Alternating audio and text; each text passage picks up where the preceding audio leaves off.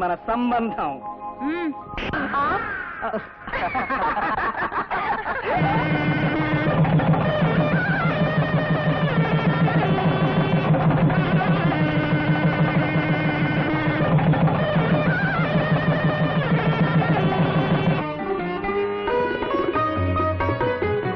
అత్తమ్మా, సుక్కమత్తమ్మా. ఎవరు? అరే ఏంటి పెద్దలంతా కట్టగట్టుకొచ్చారు, ఏం సంగతి? మామగారు నన్ను దీవించండి. ఏంటి కాదు, కొత్తగా వరసల వాయిలు కలిపేస్తున్నావు. పెద్దల్ని గౌరవించడం గార్డు గారికి వెన్నతో పెట్టిన విద్య కాదు మరి. వచ్చేసారా? అత్తమ్మా. నా బాబే. సరే గాని ఏంటి తతంగం అంతా? నాకు సిగ్గుగా ఉంది, మీరు చెప్పండి. పెళ్లి కానుకలండి. నిజంగా ఇటువంటి అల్లుడు మీకు దొరకడం మీ అమ్మాయి చేసుకున్న పూర్వజన్మ సుకృతం. ఇగో గార్డు, మా పిల్లకి రాముడితో ఎప్పుడో నిశ్చితార్థం అయిపోయింది. ఆ పెళ్లి అయిపోయిందని మా పెళ్లికి అత్తమ్మ ఒప్పేసుకుంది. ఏమే రావుడు అని చెప్పించుకుంటూ ఈడొచ్చిన ఆడపిల్లని ఎన్నాళ్ళుంచుకుంటారు ఇంట? తమ్ముడు చదువు కోసమని కొన్నాళ్ళు, తమ్ముడు ఉద్యోగం కొన్నాళ్ళు, తమ్ముడు డాక్టరే రావాలని కొన్నాళ్ళు. పొడుగున తమ్ముడు పాటారయ్యా రాముడికి. ఇంతకీ పిల్లని అడిగావా? పిల్లని అడిగి పెళ్లి చేయటం మన ఇంటా వంట లేదు. ఇదిగో ఇప్పుడే చెబుతున్నా, ఇట్టా రాముడు కోసం పడిగావులు పడుతూ కూర్చుంటే ఇంకో 10 ఏళ్ల దాకా మన పిల్లకి పెళ్లే కాదు. నువ్వు ఏమా, నువ్వేటంటావు? 10 ఏళ్ళు కాదు, బావ కోసం 100 ఏళ్ళు ఆగమన్నా ఆగుతానయ్యా. బావ కోసం 100 ఏళ్ళు ఆగమన్నా ఆగుతానయ్యా. వస్తే దీని మోజు మండ. సీతా సావిత్రిలాగా పతివ్రత పోజు పెడుతుంది, పతివ్రత పోజు. అందుకేనండి సీత అని పేరు పెట్టారు. చరణ్ భాయ్, ఒరే నీకు ఎన్నిసార్లు చెప్పాను, నా దగ్గర ఏది విన్నా విననట్టే లెక్క, ఏది చూసినా చూడనట్టే లెక్క. జ్ఞాపకం. ఇదెక్కడ ఆడదయ్యా? మీ అందరం ఏమిటి, మీ హోదా ఏమిటి? ఓ పక్క మీరు కుక్కలాగా వెంటబడుతున్నా. ఏమిటయ్యా, నన్ను కుక్కతో పోలుస్తున్నావా? మాట వరస కన్నానులేండి. అసలు మిమ్మల్ని కాదని ఆ కట్టెలు కొట్టేవాడిని కట్టుకుంటానంటది ఏమిటండి? ఈ పిల్లకి గాడిదకి గుర్రానికి తేడా తెలిసినట్టు లేదే. తెలుసండి, అందుకే గుర్రాన్ని ఎన్నుకుంది. ఒరే గాడిద, ఇన్ని నోరెత్తొద్దని చెప్పానా? ఓ డోసు వేయండి, గొప్ప ఆలోచన వస్తుంది. ఏ ఆలోచన ఏమో. నా సంపాదనలో సగం మీకు సారా పోయిస్తున్నా, ముచ్చటపడ్డ పిల్లతో ఇంతవరకు ముడించలేకపోయారు. కొండయ్యా పోండి. ఏమండోయ్, నేను మాత్రం ఈ వాటమని అంగీకరించను. ఆఖరిసారిగా సీత మీద రాంబాణం ప్రయోగిద్దాం. కొంచెం వేయండి. అదేమిటో ముందు చెప్పు. ఆడదానికి అన్నిటికంటే మానం ప్రధానం, అవునా? అవును. మానవ హరించునోటికి ఆడదాని మనస్సు దాసోహం అంటుంది, అవునా? వారేవా, ఎంత బ్రహ్మాండమైన సలహా ఇచ్చావయ్యా. ఇక చూసుకో మన తడాక. ఇదిగో.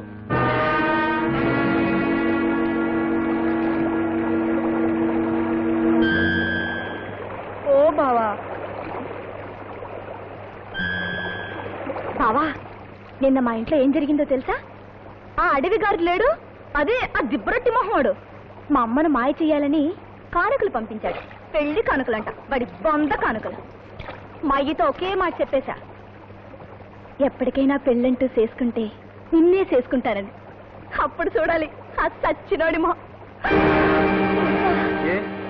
నాకేం తక్కువ అలా పురుగును దులిపినట్టు దులుపుతున్నావు? సీత, నువ్వు కాస్త కరుణించు, ఈ నందలు ఎక్కిస్తాను. నా మాట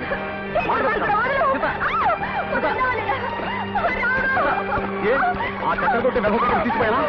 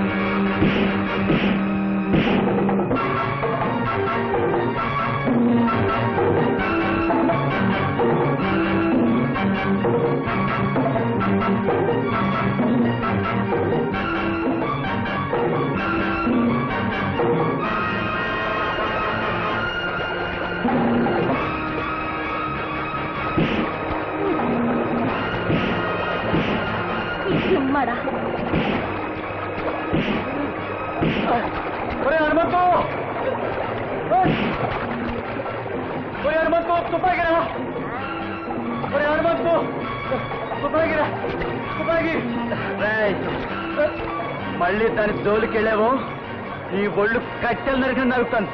జాగ్రత్త.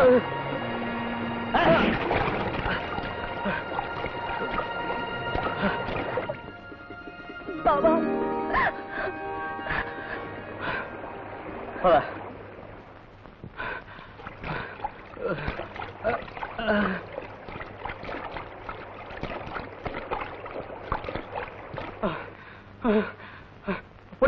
నువ్వు ఇక్కడే ఉన్నావుట్రా? ఇక్కడే ఉన్నానండి. తుపాకి తెమ్మని గొంతు బయలుటరిచే కదా. వినపడా? వినపడిందండి. వినపడినట్టే లెక్క. నా మాట నాకు అప్పగిస్తావట? అబ్బా ఎముకలు విరగొట్టాడు కదా వెతవా. విరిగినా విరగనట్టే లెక్కండి. అత్తేయండి చూడు. Good morning. Good morning. ఈ చెక్స్ ఎలా ఉన్నాయి? బాగాలేవండి.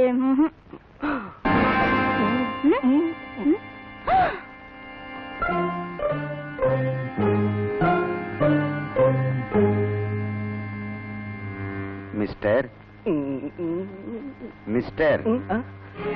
ఏమండి, మిమ్మల్ని ఎక్కడో చూసినట్టుంది. నన్న ఎక్కడ చూసుంటారు? అసలు మీ ముఖమే నాకు తెలీదు. కాదండి, బాగా పరిచయం ఉన్న ముఖంలా. నాదా? హో, మా నాన్నగారిని చూస్తుంటారు. త్వరగా ప్యాక్ చేయండి. ఆగండి, ఈ అమ్మాయిని కూడా ఎక్కడో చూసినట్టుంది. మా అమ్మ చూసింటారండి. ఆమె కూడా నాలాగే ఉంటుంది. అవునండి, పద. త్వరగా బిల్ రాయండి. నమస్కారం అండి. నమస్కారం. అయ్యగారు పర్స్ మర్చిపోయారు. ఊరి నుంచి ఎప్పుడు వచ్చారండి? వచ్చాను. ఎరా, వీడు నీకు తెలుసా? తెలుసా? వీరు మన అల్లుడి గారు అమ్మగారు నాన్నగారు కాదటండి. పెద్ద మనిషి. పద. ఓరి దేవుడు. ఎవరు నువ్వు? నీ తల్లిదండ్రులు ఎవరు? వాళ్ళు ఇప్పుడు ఎక్కడున్నారు? ఎక్కడుంటారండి? మా ఊళ్ళో ఉన్నారండి. లేదు, చైనా వెళ్ళారు డాడీ. కాదు, జపాన్ నువ్వు వెళ్ళారు. నోరు మొయ్. నేను అడిగేది ఇతన్ని. వాళ్ళు ఇప్పుడు జపాన్ లోనే ఉన్నారా?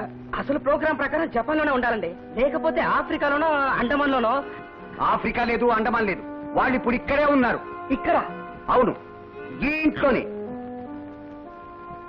ముందు చెప్తాను. మిస్టర్ గిరీశం, ఇలారా. ఇప్పుడు చెప్పు, నీదే ఊరు? నీ సంగతి ఏమిటి? కొండ మీద ఎల్లవరం అని చిన్న పల్లెటూరు అండి. మా అమ్మా నాన్న చనిపోయారండి. పెద్దవాళ్ళు ఎవరిని ఉన్నారా? ఒక అన్నయ్య ఉన్నాయండి. ఏం చేస్తుంటాడు? కట్టెపుల్లలు కొట్టుకుని అమ్ముకుంటారండి. You damn dirty bastard! అతన్నేమనొద్దు. అతను నిర్దోషి. తప్పంతా నాది. నన్ను కొట్టండి. రూపా! అవును, అతని చేత అబద్ధాలు ఆడించి నేను. నిజమా? కన్న తండ్రిని నన్నింత మోసం చేయటానికి నేనంత మహాపాపం ఏం చేశానమ్మా? లేదు నాన్న, అతనిలోని మంచితనం నన్ను ఆకర్షించింది. మనసారా ప్రేమించాను. అతనంత నిరుపేదని తెలిస్తే నువ్వు ఈ పెళ్లికి ఒప్పుకోవని తను వెనకాడుతున్నా నేనే బలవంతంగా అబద్ధం ఆడించాను. నన్ను క్షమించు నాన్న. ఒక్కగానొక్క బిడ్డవి. నిన్ను క్షమించక శిక్షించగలనా తల్లి? కానీ రానున్న ఈ విపత్తు నుంచి నన్ను ఎవరు రక్షించగలరమ్మా? ఏమిటి నాన్న విపత్తు ఏమిటి? అవునమ్మా, చిన్నప్పుడే తల్లి కరువైన నిన్ను ప్రాణంతో సమానంగా పెంచుకున్నాని ఆస్తిలోనూ అంతస్తులోనూ మనతో సరితూగగల సంబంధం చేసి కూతుర్ని అల్లుణ్ణి ఇంట్లో పెట్టుకుని గడపాలని ఎన్నెన్నో గాలిమేడలు కట్టుకున్నాని పల్లెటూరి వాసనే గిట్టని నువ్వు ఈ బికార్ని కట్టుకుని ఆ నరకంలో ఎలా ఉండగలవమ్మా? రేపితను డాక్టర్ అయి నిన్ను వెంట తీసుకుని పెడితే ఇక్కడ ఒంటరిగా ఎండిన మూడునై నేనెలా బ్రతకగలను తల్లి? నాన్న నాన్న, ఎందుకు నాన్న ఏవేవో ఊహించుకుని అనవసరంగా ఆవేశపడతావు? ఆవేశం కాదమ్మా, జరగబోయే యథార్థం. లేదు నాన్న, నేనంటే నీకెంత ప్రాణమో నాకు ఆ మాత్రం తెలీదా? నిన్ను విడిచి నేనుండగలనా? ఆ పల్లెటూరుకు పోయి నేను బ్రతకగలనా? మరి వెళ్ళక ఇక్కడెలా ఉండగలవమ్మా? నేనెందుకు నాన్న వెళ్ళడం? అతనే ఇక్కడ ఉంటాడు, మన దగ్గరే ఉంటాడు. నువ్వు ఆశించినట్టే నీ అల్లుడు కూతురెప్పుడు నీ కళ్ళ ముందే ఉంటారు. ఏమయ్యా, ఇదంతా నిజమేనా? మళ్ళీ నన్ను మోసం చెయ్యరు కదా? లేదండి, రూప చెప్పేదంతా నిజమే. మీ అమ్మాయిని మీకు దూరం చేయను. నేను కూడా ఇక్కడే మీ దగ్గరే ఉంటా. ఇదిగో, ఆడిన మాట తప్పావో ఈ నిండు ప్రాణాన్ని బలిగొన్నవాడవవుతావు. లేదండి, మాట తప్పను.